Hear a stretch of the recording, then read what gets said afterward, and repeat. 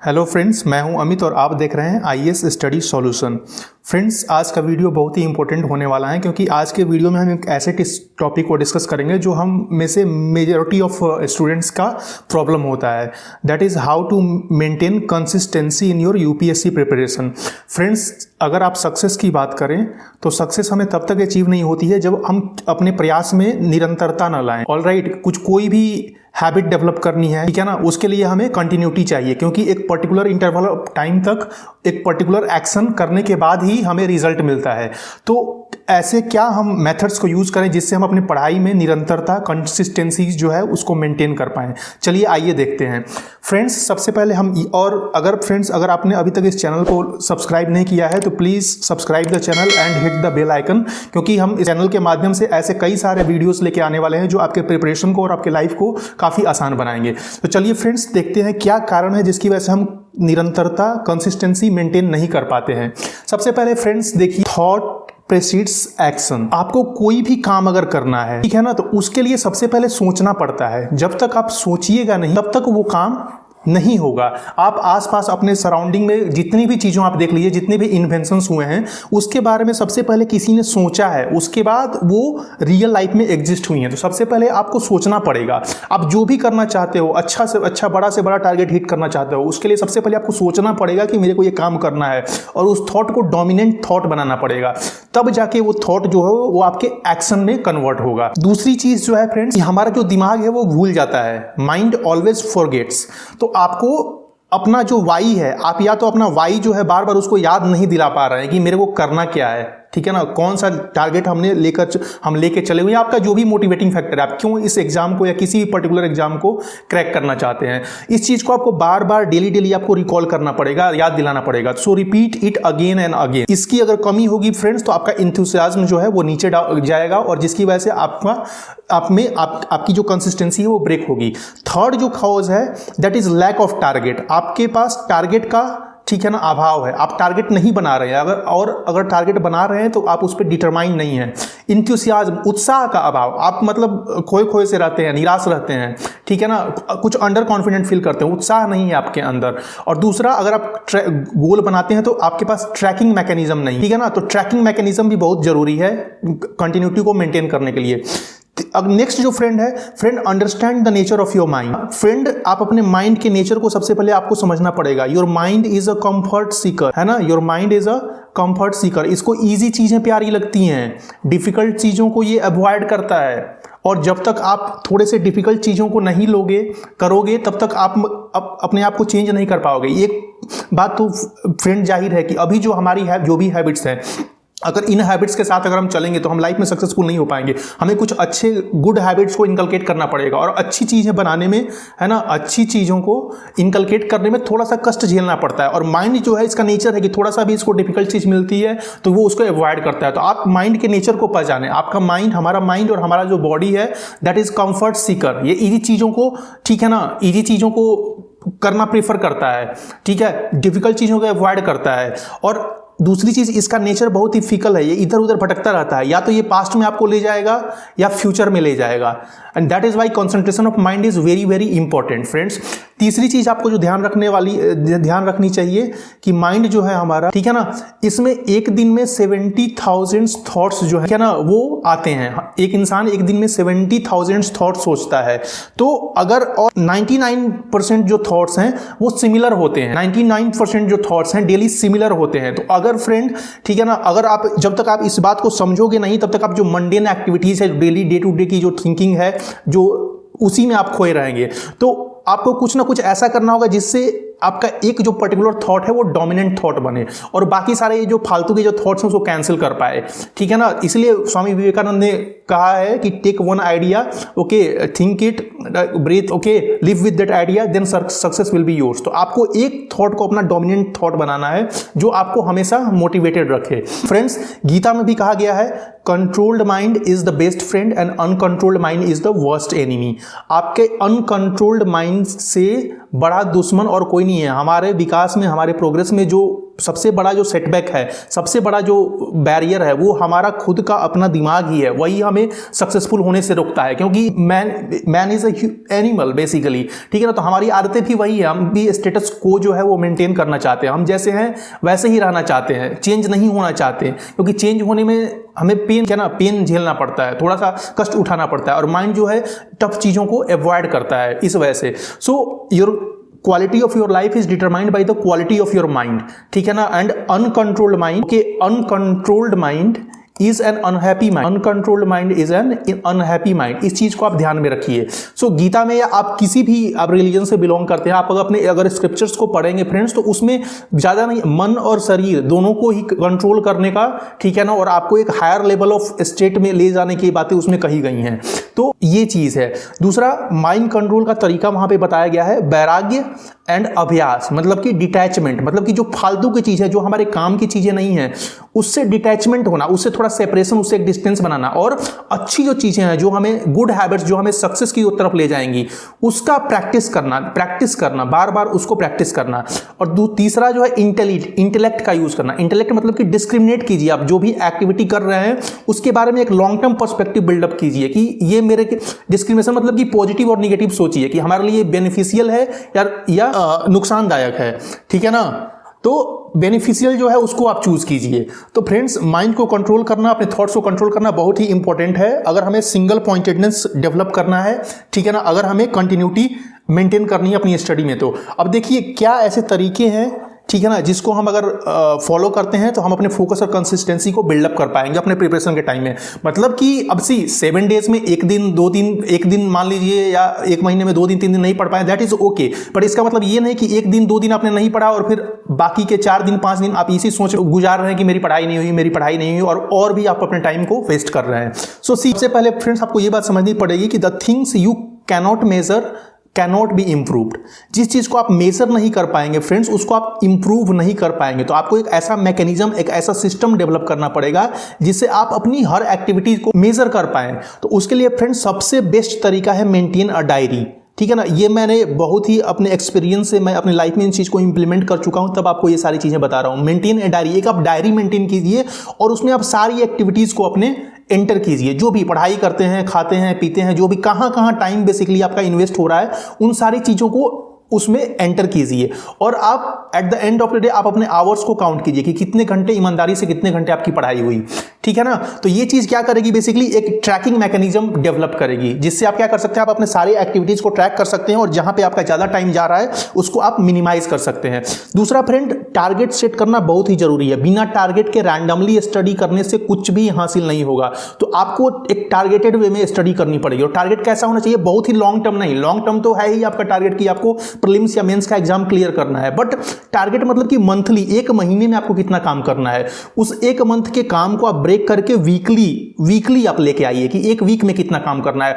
और फिर हमें सारा फोकस यहां लगाना है, इस डेली वाला जो पोर्शन है वहां 24 आवर्स पे हमें अपना सारा ध्यान फोकस केंद्रित करना है कि इसको हम कितना ज्यादा से ज्यादा यूज कर पाए। फ्रेंड्स, मिनिमम आपको 7 से 8 घंटे की पढ़ाई तो करनी ही पड़ेगी, ठीक है ना, तभी आपका यूपीएससी एग्जाम क्लियर कर पाएगा। इतना तो मैंडेटरी है, कम से कम 7 से 8 घंटा पढ़ाई का आप कैसे भी करके आप ये टाइम आप निकालिए।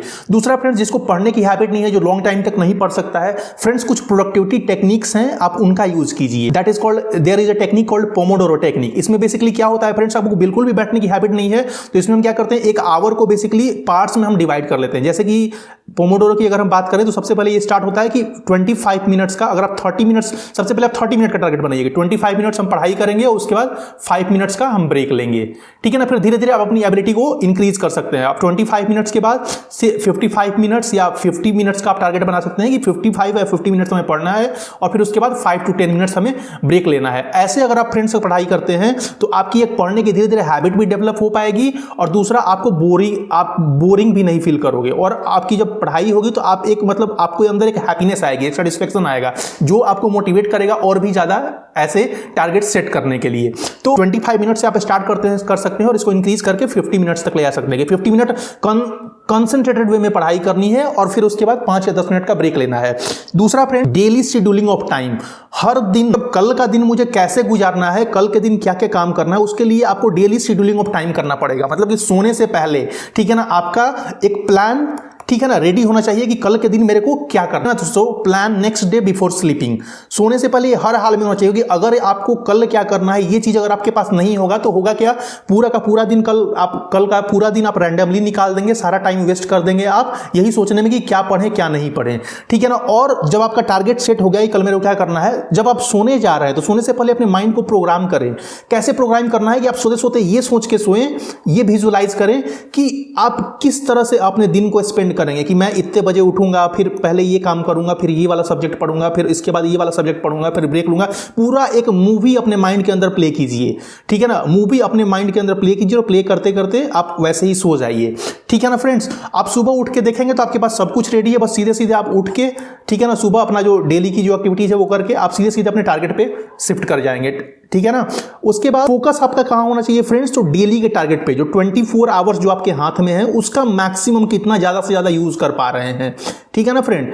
और डेली इंप्रूवमेंट पे, डेली इंप्रूवमेंट की हर दिन कुछ ना कुछ बेहतर करना है, मतलब कि आज जो मैं काम कर रहा हूं वो मेरा कल से कुछ ना कुछ हमें इसमें एडिशन ही होना चाहिए, कल से थोड़ी क्वालिटी हमारी पढ़ाई की बेटर होनी चाहिए, 1% ही सही, भले ही 1% इंप्रूवमेंट क्यों ना हो, लेकिन कल से बेटर होनी चाहिए। क्योंकि अगर 1% आप डेली अपने आप को इंप्रूव कर पाएंगे फ्रेंड्स, तो 365 डेज में आप 365% अपने आप को इंप्रूव कर पाएंगे, और बिना इंप्रूवमेंट के सक्सेस अचीव करना बहुत ही मुश्किल। नेक्स्ट जो थिंग है फ्रेंड, फील योर, ऐसे मतलब बोर और निराश उदास मत रहिए, फील योरसेल्फ विद एंथुसियाज्म, ठीक है ना, हमेशा उत्साहित रहिए, ठीक है ना, अपने आप के अंदर हमेशा हाई एनर्जी फील कीजिए, ठीक है ना, और एक आशा अपने अंदर डेवलप कीजिए, एक होप डेवलप कीजिए, ऑप्टिमिज्म का जो एटीट्यूड है वो डेवलप कीजिए कि मैं पढ़ाई कर रहा हूँ, मैं मेहनत कर रहा हूँ तो डेफिनेटली मैं सक्सेसफुल होऊंगा, और सक्सेसफुल होने के बाद मेरे साथ मतलब मेरी लाइफ कितनी बेहतर होगी उसके बारे में थोड़ा सा सोच के अपने आप को, ठीक है ना, हाई एनर्जी और इंथुसियाज्म फील करने का ट्राई कीजिए। और हमेशा आपको अच्छी चीजें, अच्छी बातें सोचनी है, हमेशा आपको सक्सेस के बारे में सोचना है, ठीक है ना,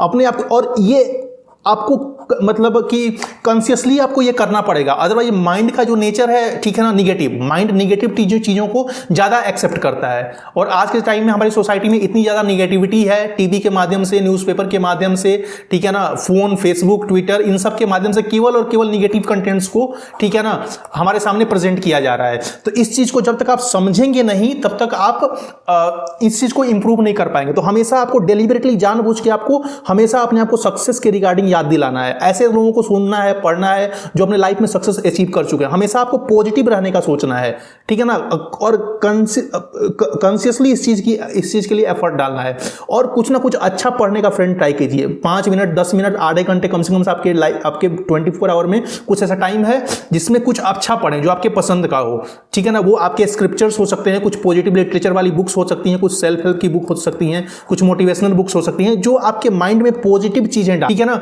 क्योंकि फ्रेंड्स अगर आप कुछ नहीं करेंगे, जैसे कि सपोज एक रूम है, तो रूम अगर हम ऐसे ही बंद करके छोड़ दें, ठीक है ना, 5 दिन 10 दिन तक, तो उसमें क्या होता है, उसमें डस्ट जो है वो सारा भर जाता है, धूल सारा भर जाता है, तो उसको क्लीनिंग की रिक्वायरमेंट होती है। वैसे ही फ्रेंड्स हमारे माइंड को भी क्लीनिंग की रिक्वायरमेंट होती है, और ये क्लीनिंग डेली बेसिस पे रिक्वायर्ड है। इसलिए पॉजिटिविटी के लिए कुछ ना कुछ करते रहना बहुत ही इंपॉर्टेंट है, और डेली बेसिस पे, जैसे नहाना डेली जरूरी है, ठीक है ना, बॉडी की क्लीनिंग के लिए, वैसे ही माइंड के क्लीनिंग के लिए पॉजिटिव लिटरेचर, पॉजिटिव बुक्स बहुत ही ज्यादा जरूरी हैं।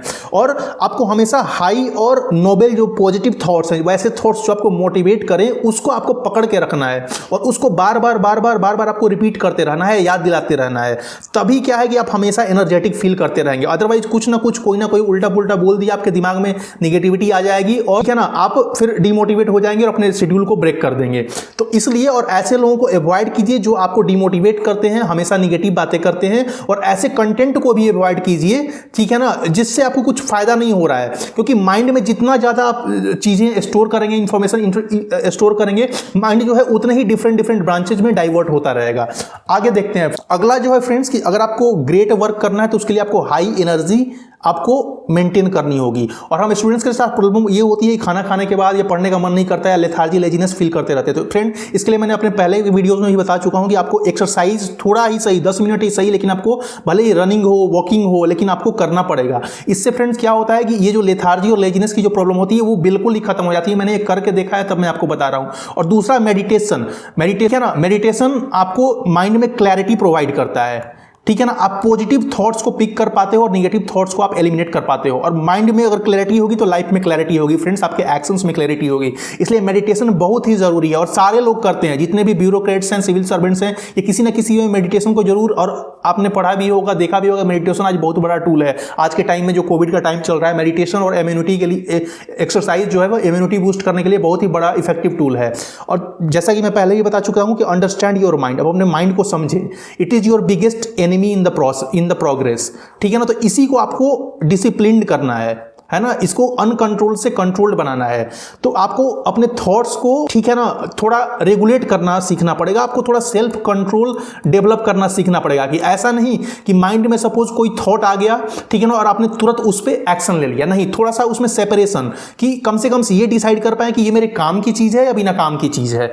फ्रेंड्स, माइंड पे हमेशा दो फोर्सेस एक्ट होते हैं। एक ऐसा फोर्स है जो हमको कुछ पॉजिटिव चीजें करवाता है, और एक ऐसा थॉट डेवलप होता है जो आपसे कुछ निगेटिव चीजें करने के लिए हमेशा आपको इन्फ्लुएंस करता रहता है। तो मेडिटेशन से आप क्या होगी, आप पॉजिटिव थिंग्स को पिक कर पाएंगे और आपको डेलिबरेटली पॉजिटिव चीजों को ही चूज करना है। और आपको प्रैक्टिस करनी है फ्रेंड्स सिंगल पॉइंटेडनेस डेवलप करने के लिए, क्योंकि आज के टाइम में डिजिटल डिस्ट्रैक्शन बहुत ही ज्यादा है। ठीक है ना, तो सिंगल पॉइंटेडनेस की स्वामी विवेकानंद जी ने भी कहा है कि कॉन्सेंट्रेशन जो है उससे आप ट्रेजर ऑफ नॉलेज को अनलॉक कर सकते हैं। तो कंसंट्रेटेड माइंड को, कंसंट्रेशन की आपको बेसिकली प्रैक्टिस करनी है। माइंड को कंसंट्रेट करने के लिए जो भी इफेक्टिव टूल्स हैं उनको आपको यूज करना होगा। तो सबसे पहली बात, जब भी आप पढ़ाई कर रहे हैं, भले ही 30 मिनट ही पढ़ाई क्यों ना कर रहे हैं, 1 घंटे पढ़ाई क्यों ना कर रहे हैं, आप अपने फोन को बिल्कुल ही अपने से दूर रखिए ना, क्योंकि phone is the biggest distraction.